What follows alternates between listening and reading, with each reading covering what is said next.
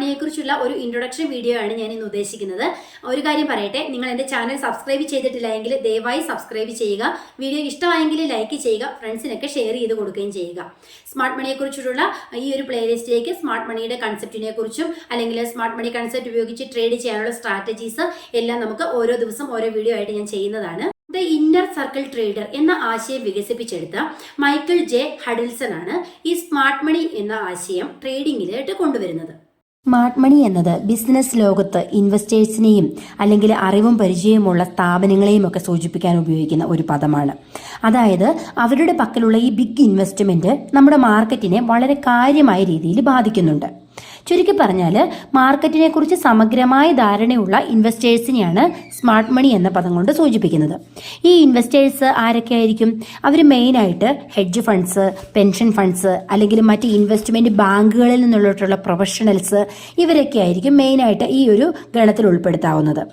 ഈ സ്മാർട്ട് മണിയുടെ പ്രവർത്തനങ്ങൾ കൂടുതലും നമുക്കൊരു മാർക്കറ്റ് ട്രെൻഡിന്റെ മുന്നോടിയായിട്ട് നമുക്കിതിനെ കാണാവുന്നതാണ്. അതായത് ഈ വൻകിട ഇൻവെസ്റ്റേഴ്സ് നമ്മുടെ മാർക്കറ്റിനെ കൺട്രോൾ ചെയ്യുന്നത് എങ്ങനെയെന്ന് ശ്രദ്ധിച്ചിട്ടുണ്ടോ?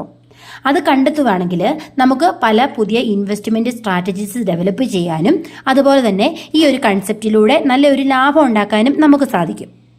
മാർക്കറ്റിന്റെ പ്രൈസിനെ വളരെയധികം സ്വാധീനിക്കാനായിട്ട് ഈ ബിഗ് ഇൻവെസ്റ്റേഴ്സിന് സാധിക്കുന്നു. അതുകൊണ്ട് തന്നെ നമ്മെപ്പോലെയുള്ള ചെറുകിട ഇൻവെസ്റ്റേഴ്സിനെ സംബന്ധിച്ചിടത്തോളം മാർക്കറ്റിന്റെ ട്രെൻഡ് മനസ്സിലാക്കാനും മാർക്കറ്റിൽ എന്താണ് നടക്കുന്നതെന്ന് കറക്റ്റായിട്ട് ഐഡന്റിഫൈ ചെയ്യാനൊക്കെ ഈ സ്മാർട്ട് മണി കൺസെപ്റ്റ് കൊണ്ട് സാധിക്കുന്നു. Market data, volume, price chart എന്നിവയൊക്കെ മനസ്സിലാക്കുകയാണെങ്കിൽ നമ്മെ സംബന്ധിച്ചിടത്തോളം നമുക്ക് ട്രെൻഡുകൾ ഐഡന്റിഫൈ ചെയ്യാനായിട്ട് വളരെ ഈസി ആയിട്ട് സാധിക്കും. സ്മാർട്ട് മണി കൺസെപ്റ്റിൽ നമ്മൾ ഏറ്റവും കൂടുതൽ ശ്രദ്ധിക്കേണ്ട ഒരു കാര്യം എന്താണെന്ന് വെച്ചാൽ റിസ്ക് മാനേജ്മെന്റ് തന്നെയാണ്. എന്താന്ന് വെച്ചാൽ വളരെ പരിചയസമ്പന്നരായ ആളുകളാണെങ്കിൽ പോലും അവർക്കും തെറ്റുപറ്റാമല്ലോ. അപ്പോൾ ഈ ഒരു മാർക്കറ്റിൽ അങ്ങനെ ഒരു പാളിച്ചകൾ സംഭവിക്കാനുള്ള സാധ്യത ഉള്ളത് കൊണ്ട് തന്നെ ഇതിന് റിസ്ക് മാനേജ്മെന്റ് എന്ന് പറയുന്നത് വളരെ ഇമ്പോർട്ടൻ്റ് ആയിട്ട് നമ്മൾ ശ്രദ്ധിക്കേണ്ട കാര്യമാണ്. സ്മാർട്ട് മണി കൺസെപ്റ്റ് മനസ്സിലാക്കുന്നത് കൊണ്ടുള്ള പ്രധാനപ്പെട്ട നേട്ടങ്ങൾ ഞാൻ എന്താണെന്ന് പറയാം. ഇതിലൂടെ മാർക്കറ്റിന്റെ ലിക്വിഡിറ്റി മനസ്സിലാക്കാനായിട്ട് നമുക്ക് സാധിക്കുന്നു. അതുപോലെ തന്നെ ഫൈനാൻഷ്യൽ മാർക്കറ്റിലെ ഒരു മോസ്റ്റ് മോഡേൺ ടെക്നിക്കൽ അനാലിസിസ് ആണ് ഈ സ്മാർട്ട് മണി കൺസെപ്റ്റ് എന്ന് പറയുന്നത്. അതുകൊണ്ട് തന്നെ ഇത് പഠിക്കേണ്ടത് വളരെ അത്യാവശ്യമായിട്ടുള്ളൊരു കാര്യമാണല്ലോ. പിന്നെ ഈ സ്മാർട്ട് മണി പഠിക്കുന്നതിലൂടെ സപ്ലൈ ആൻഡ് ഡിമാൻഡ് കൺസെപ്റ്റിനെ കുറിച്ചിട്ടുള്ള ഒരു ബേസിക് ധാരണ നമുക്കുണ്ടാകാനായിട്ട് സാധിക്കുന്നു.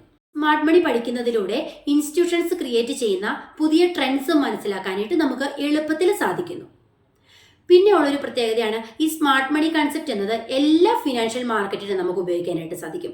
നമ്മുടെ മാർക്കറ്റിൽ അല്ലെങ്കിൽ ഫോറക്സ്, ക്രിപ്റ്റോ എല്ലാ മാർക്കറ്റിലും നമുക്ക് സ്മാർട്ട് മണി കൺസെപ്റ്റ് ഉപയോഗിച്ചിട്ട് ട്രേഡുകൾ ചെയ്യാനായിട്ട് സാധിക്കും. സ്മാർട്ട് മണി മൾട്ടി ടൈം ഫ്രെയിമിന്റെ കൂടെ നോക്കുകയാണെങ്കിൽ നമുക്ക് സക്സസ് റേറ്റും അല്ലെങ്കിൽ റിസ്ക് റിവാർഡും ഒക്കെ നമുക്ക് മാനേജ് ചെയ്ത് കൊണ്ടുപോകാനായിട്ട് സാധിക്കും.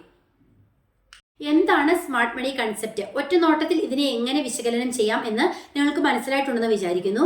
വീഡിയോ ഇഷ്ടമായെങ്കിൽ ലൈക്ക് ചെയ്യുക. അടുത്ത ദിവസം സ്മാർട്ട് മണിയുടെ പുതിയൊരു ടോപ്പിക്കുമായി വീണ്ടും കാണാം. അതുവരേക്കും ബൈ ബൈ.